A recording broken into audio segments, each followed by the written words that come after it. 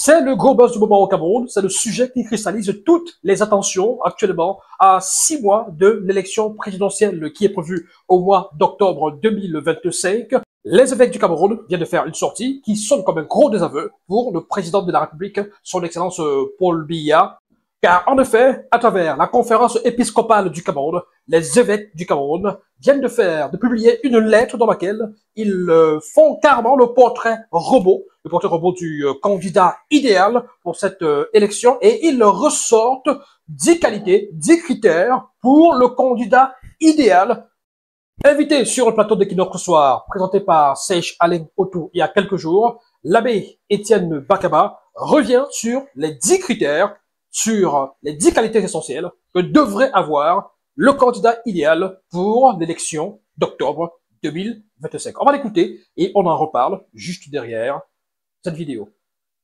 Vous n'allez pas prétendre continuer à diriger le Cameroun sans tenir compte de votre foi.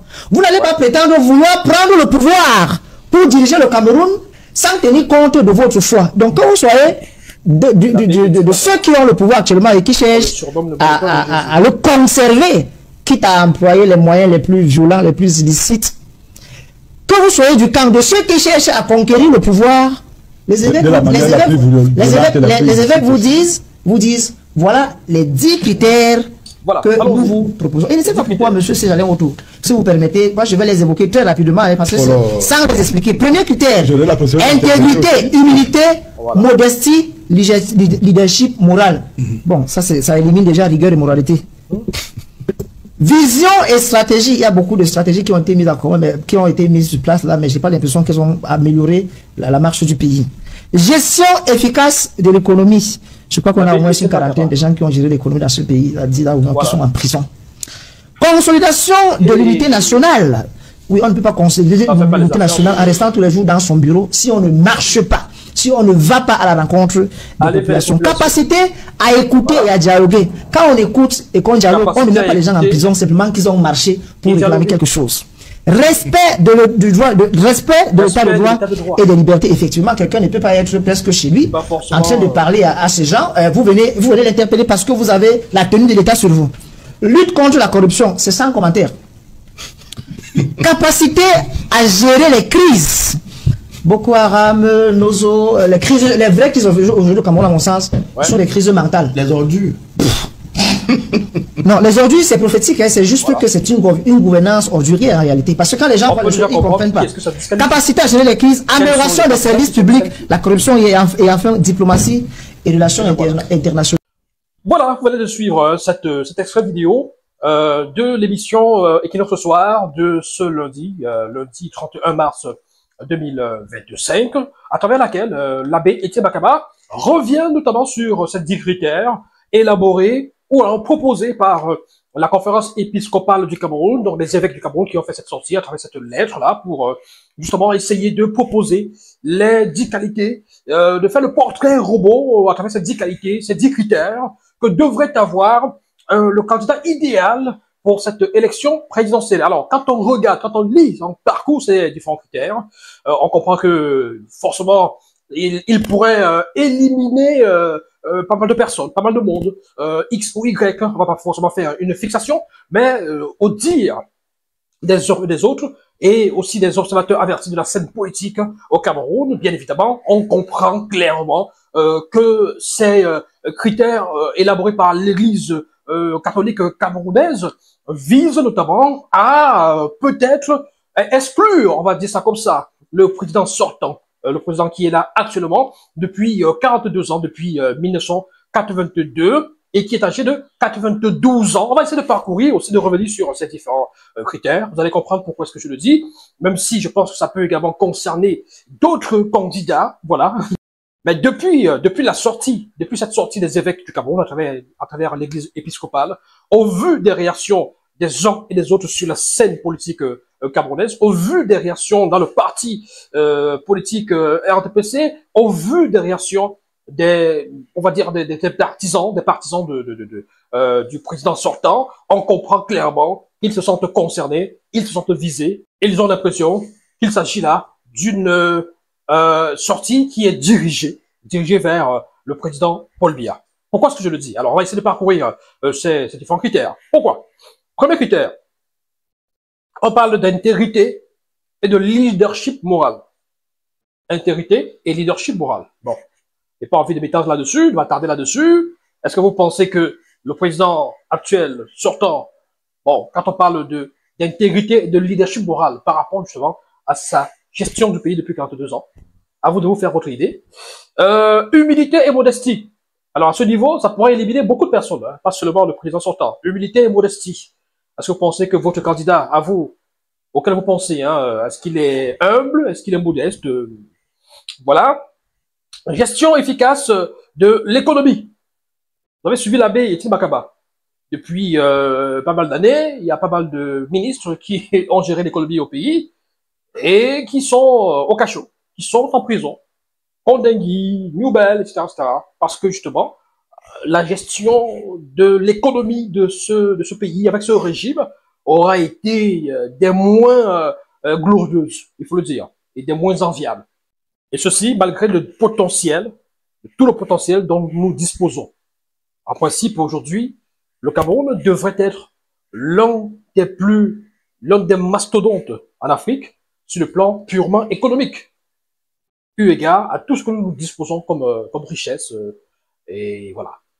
Lutte active contre la corruption. Alors là, lutte active contre la corruption.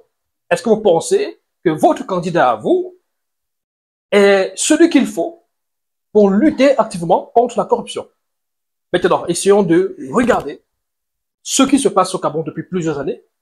Le Cameroun qui a même été champion numéro 1 mondial, dans les classements, oui, des pays les plus corrompus au monde. Le Cameroun l'a été. Le Cameroun a réussi l'exploit d'être numéro 1 mondial, pays le plus corrompu. Et le Cameroun continue aujourd'hui à faire partie des pays les plus corrompus au monde. Donc, vous comprenez que ce n'est pas quelque chose d'enviable. Et est-ce que le candidat auquel vous pensez pourra nous sortir de cette situation? Aptitude à gérer des crises. Est-ce que vous pensez que la gestion de la crise, notamment du Nozo, est-ce que c'est ce qu'il aurait fallu? La gestion de pas mal d'autres crises, hein. Il y a eu des émeutes de la faim, etc., etc. Il y a eu beaucoup de crises. Est-ce que vous pensez que cette façon de gérer là était la plus appropriée? Est-ce que les candidats auxquels vous pensez auraient pu gérer ces crises de façon différente? Capacité d'écoute et de dialogue. Capacité d'écoute et de dialogue. Là aussi, est-ce que vous pensez que le président sortant a cette capacité-là d'écoute et de dialogue?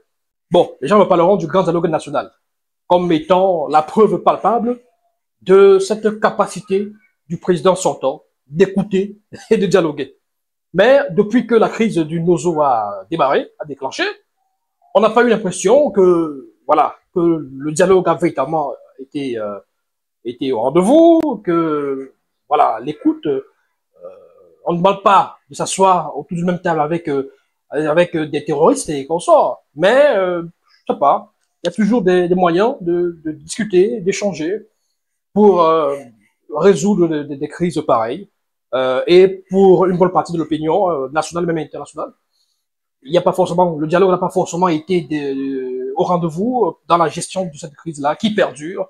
Alors, voilà, depuis 2016-2017 par là, la crise n'a toujours pas été voilà, résolue, et ça se poursuit, ça se poursuit. D'ailleurs, il y a toujours des attentats, il y a toujours des assassinats, et voilà, il y a toujours des zones de non-droit dans ces régions dites anglophones au Cameroun, et c'est plutôt triste. Respect de l'état de droit et des libertés. Respect de l'état de droit et des libertés. Bon, vous avez suivi l'abbé Étienne Bakaba. On peut pas venir vous interpeller dans vos maisons pendant que vous faites des réunions qui ont des caractères pratiquement personnels, parce qu'on est habillé on a les habits de l'État, dit-il, la tenue de l'État, dit-il. Donc, il y a autant de choses. Il y a eu des cas comme ça où des gens ont organisé des réunions, oui, de leur parti, mais des réunions véritablement, ça dit que installation de X ou de Y, machin, on organise un truc dans un salon quelque part, et on vient interdire tout ça, on interpelle des gens. Donc, il y a autant de choses comme ça, autant de faits qui ne militent pas forcément en faveur du candidat actuel, du président sortant.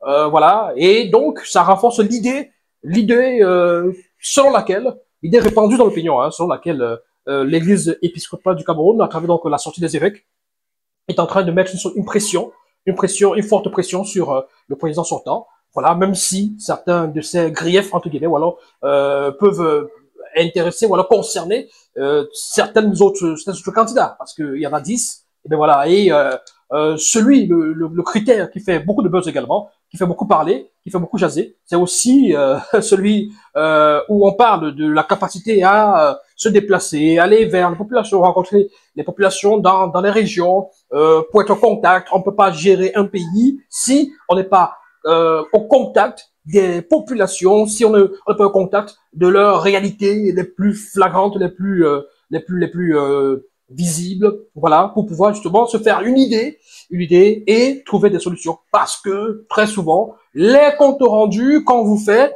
ne sont pas réels, ne sont pas toujours vraisemblables, c'est pas toujours la réalité. C'est-à-dire que parfois, les comptes rendus peuvent être un tout petit peu erronés, volontairement, parce que on peut venir vous dire que tout va bien alors que tout va mal. Vous voyez l'état des routes au Cameroun, vous voyez aujourd'hui un tout petit peu la capitale politique du Cameroun et même la capitale économique, Douala, Yaoundé, envahie par les poubelles, par les ordures. Et on a l'impression, on se pose la question de savoir si le chef d'État est même au courant de cette situation, si il sait que ça se passe comme ça et reste tranquille ou pas. Donc, on a comme l'impression que s'il se déplaçait, s'il bougeait suffisamment, s'il sillonnait les rues du Cameroun ou alors de Yaoundé, peut-être qu'il serait au courant de cette situation et peut-être qu'il aurait frappé du poing sur la table véritablement, parce que on a toujours l'impression qu'il n'est pas au courant, qu'on lui cache ces choses et on lui donne des faux rapports. Que pensez-vous de cette sortie des évêques de l'Église catholique du Cameroun à travers cette conférence épiscopale, notamment cette lettre dans laquelle il nous présente le portrait robot du candidat idéal en vue de l'élection présidentielle de 2025. Vous avez la possibilité de laisser vos réponses, laissez-nous vos réactions, vos impressions et vos réponses en commentaire. N'hésitez surtout pas à vous abonner pour ceux qui ne sont pas encore. Invitez vos amis également et connaissances à s'abonner. Et rendez-vous très bientôt pour une autre vidéo sur cette chaîne de YouTube, La Vraie Actu TV, et également sur TikTok, La Vraie Actu TV. Sans oublier Facebook également. Ciao, ciao. Bye bye.